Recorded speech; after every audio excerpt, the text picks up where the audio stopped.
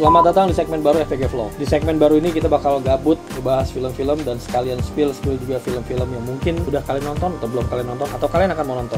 Oke, enjoy the show. Scene dimulai dengan memperlihatkan om-om galau yang sedang ingin bunuh diri. Sebut aja namanya Martin. Om Martin ini bawa tangga. Terus itu dipindahin ke mobil, terus itu dia bawa tangga ini pakai mobil. Awalnya dia pengen masukin tangga ini ke lift, tapi karena nggak muat, dia bawa tangga ini ke tangga darurat gedung. Nah, sampailah dia di atas. Sesampainya di atas, dia buka pintu, terus kemudian dia bawa tangga itu ke pojokan, dia taruh tangganya, kemudian dia jalan untuk siap-siap lompat. Tapi ketika dia melihat pemandangan, dia pengen ngudut dulu sebentar. Akhirnya Om Martin dengan santai ngudut dulu sebentar untuk terakhir kalinya.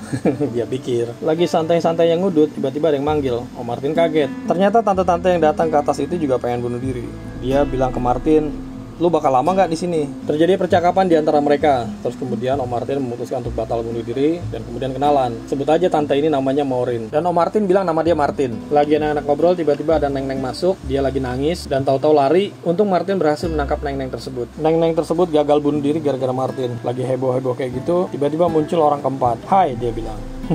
Orang keempat tersebut adalah pengantar pizza yang sama seperti mereka bertiga juga berencana untuk bunuh diri pada malam itu. Akhirnya mereka berempat memutuskan untuk kenalan. Neng-neng tadi namanya Jess dan Kang Pizza itu namanya JJ. Ketika lagi kenalan, tiba-tiba Jess berlari dan pengen bunuh diri lagi. Tapi dengan sigap, Martin langsung membuang tangga yang ada di pinggiran tersebut. Tiba-tiba hujan dan Om Martin memutuskan untuk pulang karena nggak jadi alias batal bunuh dirinya.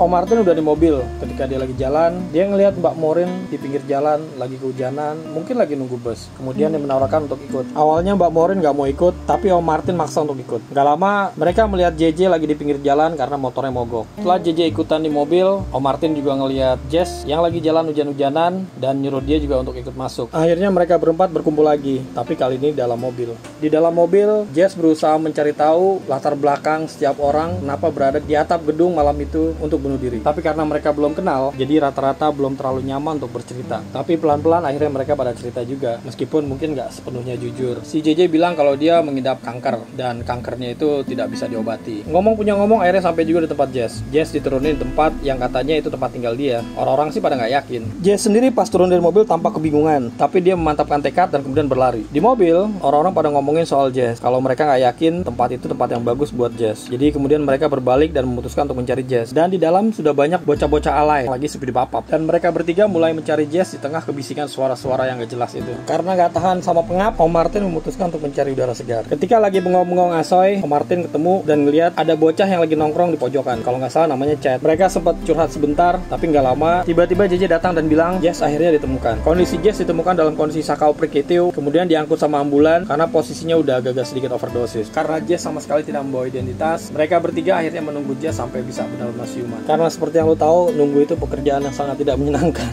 Sambil nunggu mereka ngudut. Om Martin menawarkan udutnya ke semua orang yang ada di situ. Ya, hitung-hitung buang-buang waktu gitulah. Lagi anak-anak yang ngobrol ngarol ngidul sambil ngudut, tiba-tiba Jess keluar pakai pakaian dari rumah sakit yang belakangnya kelihatan gitu pantatnya.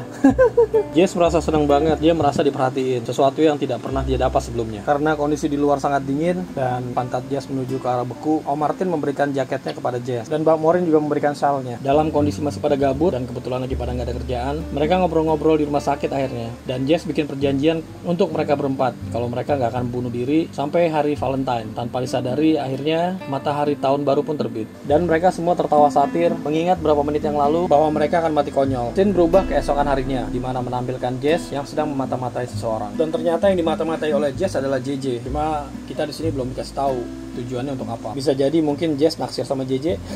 Tapi karena terlalu konsentrasi memata-matai, Jess hampir aja ketabrak mobil. Yang nyupir marah-marah, tapi kemudian Jess memberikan sedikit imbalan. Jess mengikuti JJ sampai ke toko gitar biar dia tahu apakah JJ mengikuti perjanjian yang dijanjikan atau enggak. Lagi ngintai, bapaknya Jess nelfon karena berita yang ada di surat kabar. Bapaknya Jess ngajakin ketemuan. Ternyata bapaknya Jess ini seorang politisi yang sangat terkenal. Hubungan Jess dengan bapaknya tidak terlalu romantis. Kayaknya mereka ada masalah berdua. Ngomong punya ngomong, tiba-tiba Om Martin datang. Katanya diundang sama bapaknya Jess. Tapi Jess marah dengan kehadiran mereka berdua. Kemudian memilih pulang, tapi ternyata di dekat rumahnya wartawan sudah menunggu kehadirannya. Dan wartawan wartawan-wartawan tersebut berusaha menggali cerita kenapa dia berusaha untuk bunuh diri pada tahun baru. Di kamarnya, Jess lagi galau karena ingat kakaknya yang hilang beberapa tahun yang lalu. Ketika dia lagi galau, bapaknya datang pengen masuk. Dan Jess langsung buru-buru keluar. Bapaknya Jess mendapati ruangan kamar yang udah kosong karena Jess udah buru kabur. Dia jadi bingung mesti mau ngapain. Jess yang lagi galau memutuskan untuk datang pergi ke rumah temannya. Berbekal alamat yang dicatat di tangan, dia kemudian mencari rumah temannya tersebut. Ternyata alamat tersebut adalah alamat rumahnya Mbak Maureen. Dan siapa disangka-sangka, ternyata semua geng bunuh diri dia ngumpul semua di rumah itu. Mbak Maureen memperkenalkan anaknya kepada Jess yang namanya Matty. Dan ternyata Matty ini memiliki kebutuhan khusus gitu guys.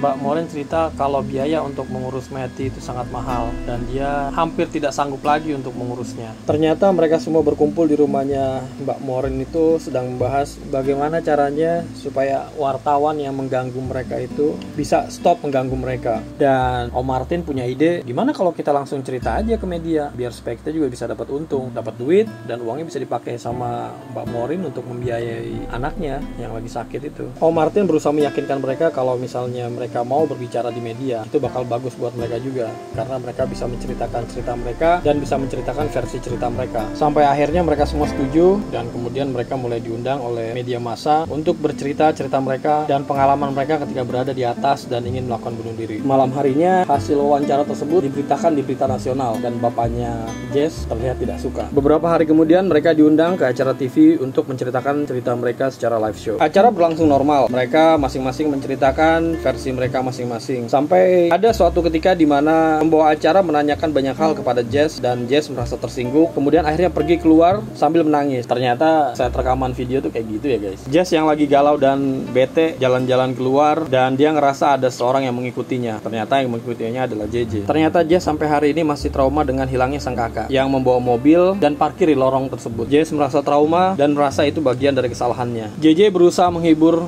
Jess, kalian gombal-gombalin dikit gitu guys. Mungkin karena JJ juga naksir sama Jess dalam hati, tapi nggak berani bilang langsung. Dan mereka pun tertawa-tawa. Scene berganti dengan adegan JJ yang baru bangun dari molor. Dia mesti buru-buru bangun, mandi, terus kemudian berangkat kerja. JJ keluar rumah dari jendela dan tetangganya yang iseng ngajak ngobrol dia, nanyain apa dia pengen bunuh diri lagi. Sebenarnya karena JJ menghindari wartawan yang ada di depan rumahnya. Ternyata hari itu JJ nggak berangkat kerja, tapi pergi menuju bandara karena mereka semua diajakin sama Om Martin untuk keluar jalan-jalan supaya nggak bete, nggak suntuk, bosen juga dibuntutin sama wartawan ditanyain ini itu. Tapi Mbak Maureen orang yang nggak pernah pergi jalan-jalan kemana-mana dan dia kepikiran sama anaknya, jadi dia ragu-ragu. Tapi mereka semua berusaha untuk meyakinkan Maureen bahwa pergi jalan-jalan sekarang ini adalah bagus buat kehidupan dia. Mungkin karena mereka bertiga adalah mantan agen MLM, jadinya bujuk rayu mereka mempan juga ke Mbak Maureen dan dia setuju untuk ikut. Scene berganti dengan pemandangan mereka berempat yang lagi Indohoy asoy gay boy. Mereka berempat lagi asoy gay boy, makan di pinggir pantai sambil ketawa-ketawa. Nah, JJ nggak sengaja main lirik-lirikan sama cewek di pojokan, kayaknya ceweknya naksir.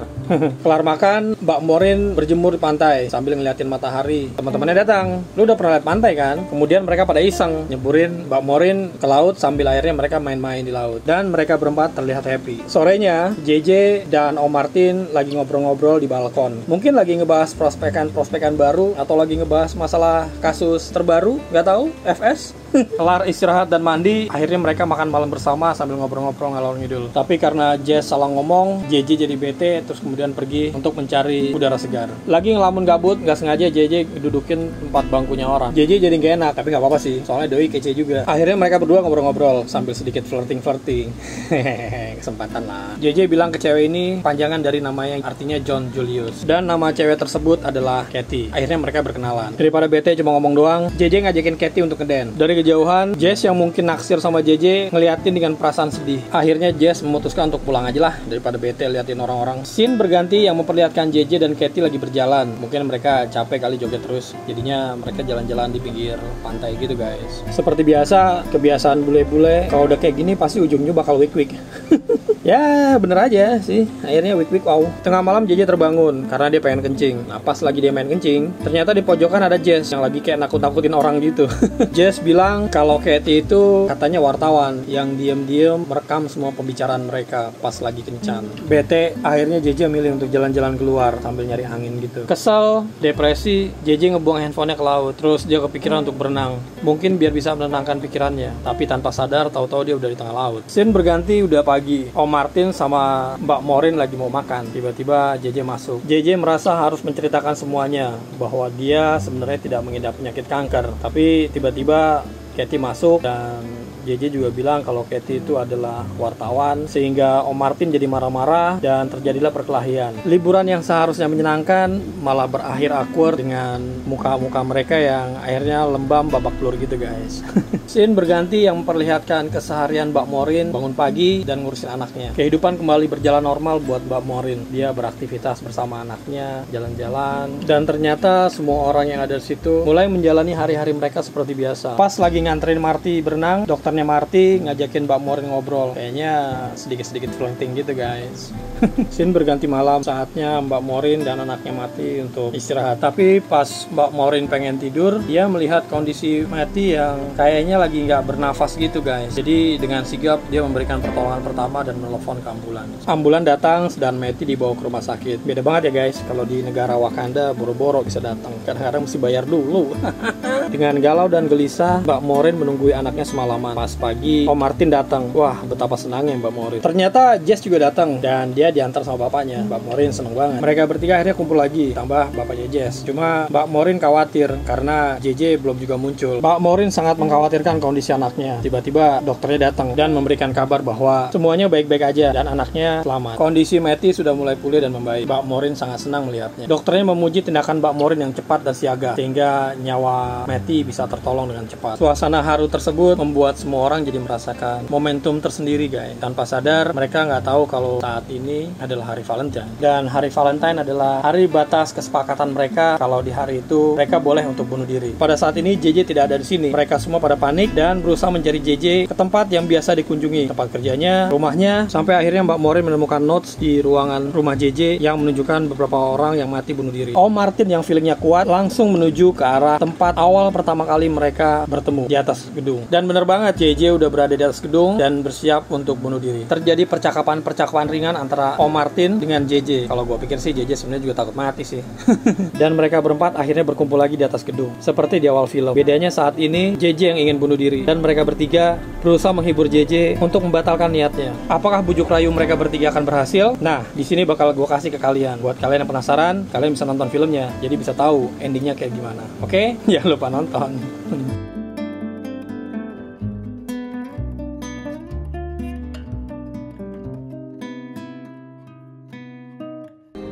You can't even see the bottom.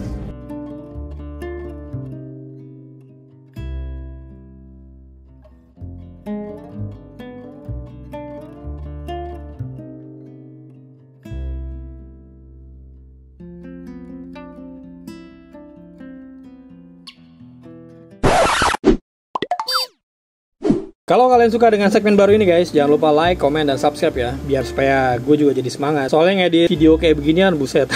Bener-bener time consuming, gile, buset. Jangan lupa klik tombol yang di tengah. Terus kalau misalnya kalian ngeliat di playlist juga ada yang menarik untuk ditonton, jangan lupa ditonton juga ya. Oke, thank you banget buat yang udah nonton. Ciao, woo.